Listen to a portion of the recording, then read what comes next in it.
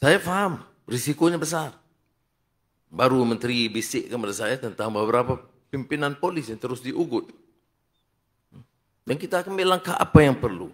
Kerana kalau kita terima ugutan, maknanya kita sudah menyerah kepada penjenayah atau pengkhianat. Semalam kita bicara tentang cyber attack dan hacking.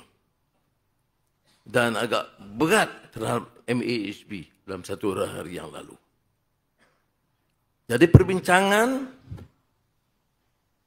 bagaimana menyelesaikan termasuk tuntutan daripada hackers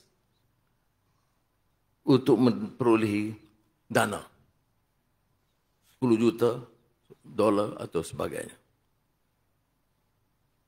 Saya dimaklum. Saya alhamdulillah sudah bulan Ramadan.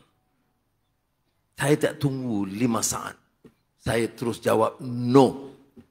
Tidak mungkin negara ini akan selamat kalau pimpinannya dan sistemnya mengizinkan kita tunduk kepada ultimatum penjenayah dan pengkhianat dalam atau luar negara.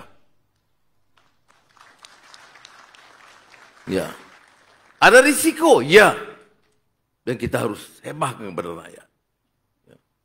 Dan ini juga memerlukan kecanggihan kita. Dana tambahan. Kepada PDRM, kepada bank, negara, dan semua. Untuk persiapkan. Tetapi itu sikap saya.